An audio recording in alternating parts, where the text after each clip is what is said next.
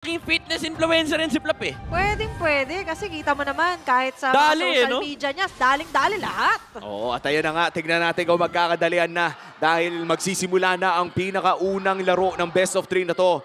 It's Chomskirt and Sindel in the mid lane na mukhang magpapakitang gilas pero mauunang makapag-clear dito sila Few. Grabe Grabe si Sindel Sila kung Pew. ano-anong role ng nilaro. Pero ayun, nabinggan siya ni Pew. Ginamitan ng experience. Sabi ni Pew, dapat pinapoke itong mga roam para pinapauwi. Para wala masyadong manggugulo kay Kyle TZ. Buti na lang may heal ng backup dito, yung AP Bren. Pero nakatapos na makapag-orange si Kyle TZ. Inuna niya yung orange na, by the way, ito medyo golden rule to sa mga jungle.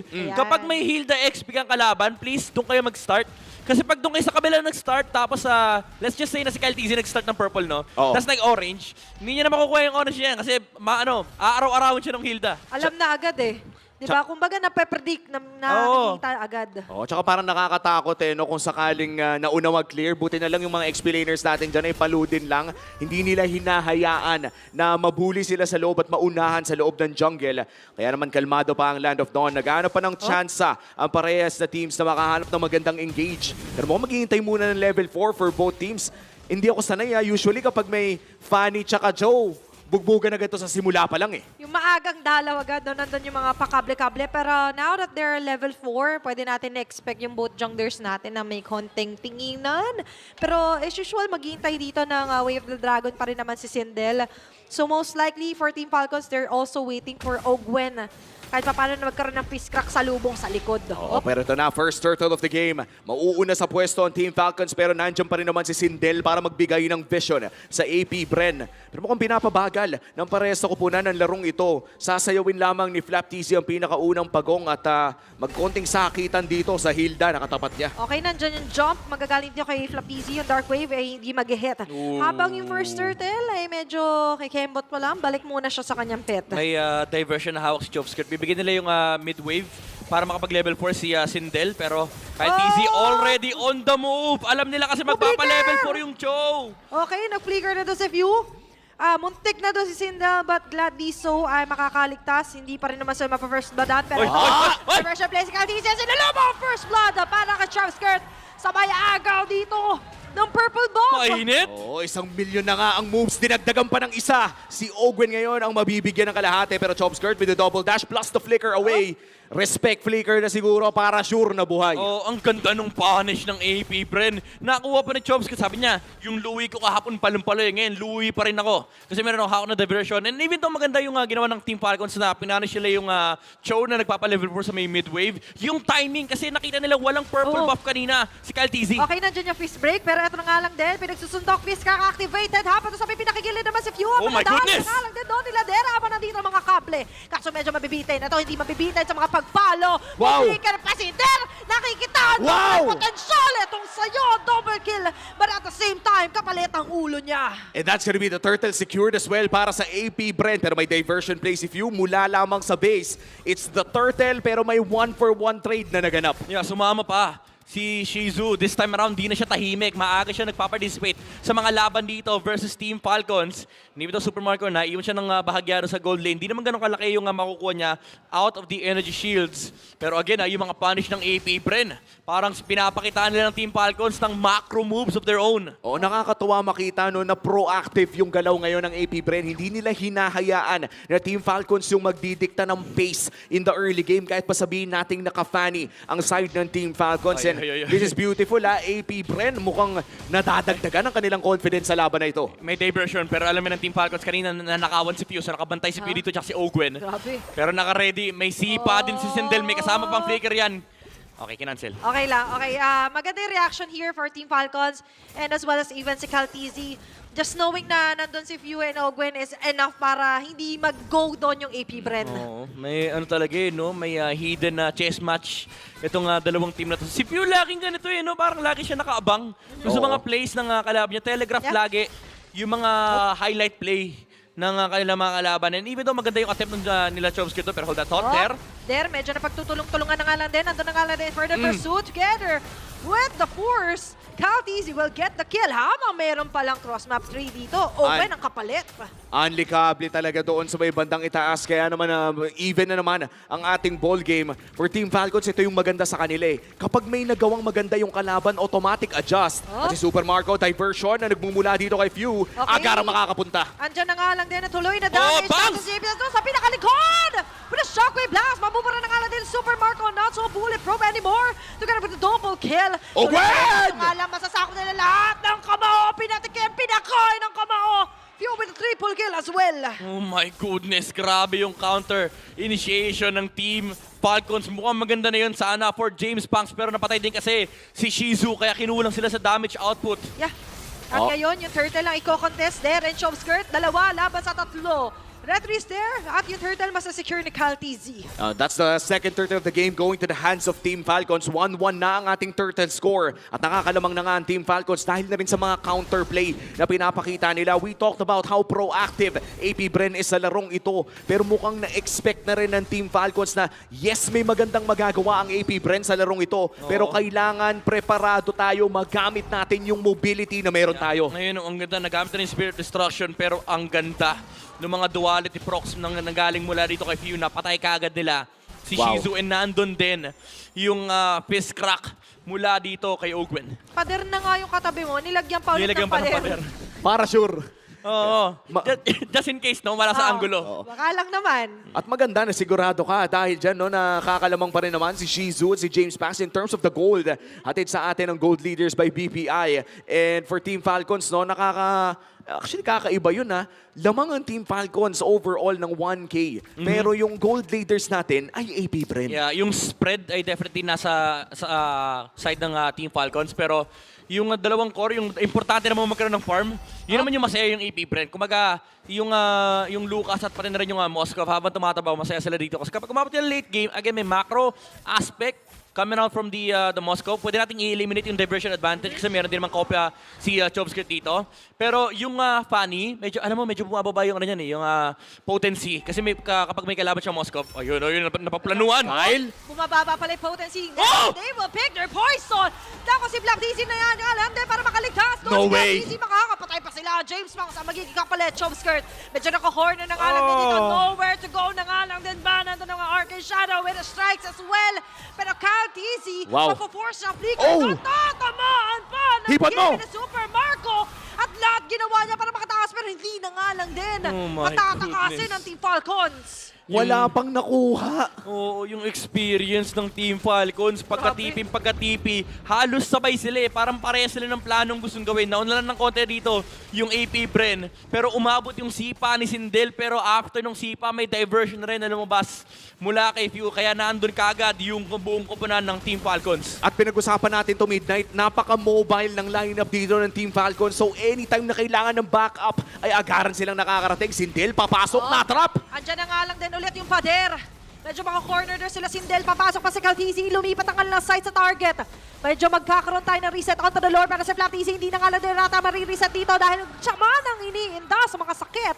Pero may kapalit naman doon, dalawa. Cal TZ with a double kill. Sobrang alay. diversion? Alay yung ginagawa dito ng Team Falcons. Binibigay nila yung katawan ni Flap TZ pati na rin ni Ogwen doon sa harapan para na mapigilan nila yung Lucas ni James Punks. Hindi na makaka-split push pa yung Moscow sa may top lane. So libre na ata yung Lord mula sa Team Falcons. O bukod sa pinakaunang pagong, sunod-sunod na mga objectives na nakuha ng Team Falcons dito mula sa second and the third turtle. Actually, hindi nga tayo umabot sa third turtle. Lord na agad ang ginawa dito ng Team Falcons. Kaya naman agaran sila makakuha ng Lord advantage. Mid lane most likely lalabas ito. At mukhang magagamit na nga natin ang ating Infinix handcam kung saan makikita na natin kung gaano kabilis kumable at gaano ka-smooth yung galawan dito ni Kyle TZ. Yan o, yan o. Oh, di ba? Isang straight cable nga, boss. Wala siyang purple. Medyo bitin. Okay lang, pero hindi siya mabibitin sa sobrang smooth gaming niya with Infinix GT20 Pro. At yung lakas sa laro ngayon nagre-reflect for Team Falcons as the Lord will march onto mid lane.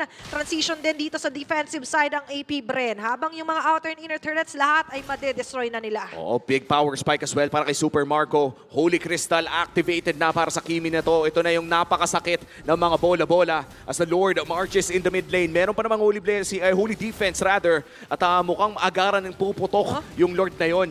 At Sobrang- yan ang maganda, malambot yung Lord kapag ganun pa lang kaaga. Oo. At ngayon, may malalambot din na heroes dito for AP Bren na gustong targetin sana natin yung Falcons. Pero nice defense pa rin kahit paano hindi sila mabubutasan agad ng base dito. Looking at the Infinix in-game equipment, Midnight, sino ba yung talagang nasa power spike na yung peak power spike ngayon? I would say it's still Team Falcons, lalo pa tabuunan rito yung Holy Crystal ng Kimi and may kasama pang Skypiercer. Maraming build dito kay Kimi pero ang pinaka-successful na nakikita ko is yung build ngayon ni Super Marco kasi yung burst damage talaga napakataas. Okay, si Der ngayon ay Uy, medyo lumalim, makaka-flicker in para makaiwas no, sa Team Freestyle. Falcons. Grabe rin talaga yung freestyle moves din doon ni CalTZ. Parang nagsistretching no? Op. Ito yung matagal na nating hindi nakikita mula kay Kyle. At sinigurado lang niya, pinakita lang niya sa lahat na kahit hindi ko masyado nalalaro itong Fanny na to, ay kayang-kaya ko pa rin iba to anytime na ipatawag ni Coach. May ano naman may custom lobby naman Pili ko doon nagpapractice si kahit easy ng mga cables. Pero again, mabalikan ko lang yung build ni Super Marco dito. Napakataas ang kanyang burst damage, especially with the Holy Crystal. Tapos yung DPS ay reliable na makapag-convert with the kill kasi may Skypiercer. Ang Grabe, sakit! isang pasok pa lang yun. Isang pagbanda Grabe, pa lang yun ni binibit. CalTZ. Imagine, kaya niya and Aray. afford niya. He's got the luxury to do those kind of moves din talaga sa harap ng AP Bren. Oo, and ang nakakatawa dito for Team Falcons, pag tinanong mo, sinong long range poke nyo? Si Super Marco? Sino pa? Si Fanny. Oo, si Kyle. Galing mismo sa ako ang skill shot. Melee long range nuke. Grabe, no?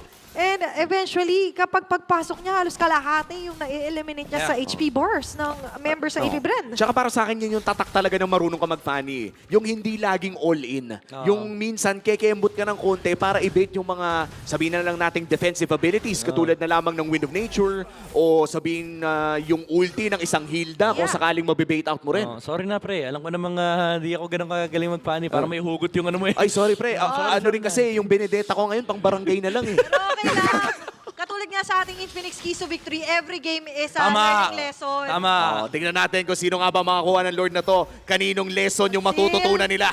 Nakita sila daw na choke score na bukaan, Grabe. pero yung Lord makukuha dito ni CalTZ habang bumabanda-banda lang si Terro. Freestyle. Sa nakalikod ay naghahanap na mata-target. Kaso nga lang for AP Bren, Flop. hindi ba silang luwan? Andito ang diversion play. Ay! Punta sila doon ng idol na mga kids. At masisimot pa nga yata doon si James Spanks. Super Marco the killing spree. CalTZ makakatakas pa. Spear, At susunod, the Spear of Destruction na abot. The Silent Kid is here. It's going for the shutdown laban kay CalTZ. At dyan mo makikita yung potensyal ni Shizu. Long range snipe with the SOD. Oo, nakita niya, sabi niya, diretso lang yung kable niyan. Ni Kyle TZ, hindi liliko yan and umabot yung SOD. Ngayon, Lord, lumabas mula sa Team Falcons, wala yung Fanny, wala silang additional nuke. Aha. Na pwede lumabas mula kay Kyle TZ, pero si Der, Okay. sinusuntok si Pew. Medyo dinidistract nila dito ang Team Falcons. Kaso nga lang, magiging kapalit na to ang buhay niya. Becca kill here for Super Marco. Yung Lord, mabilis naman natunaw ito ng AP Bren, pero mabilis din kasi yung pantunaw dito ng mga tore ng Falcons. Kamunti ka nang may magawang play si Der doon. Sadly, napakabilis talaga ng Team Falcons na mag-respond on any 1v1 situation. But here comes a diversion play.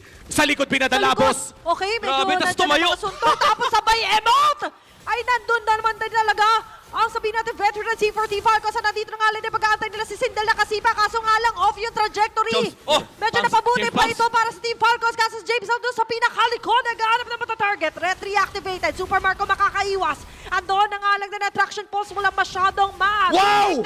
Pero napakagandang chase.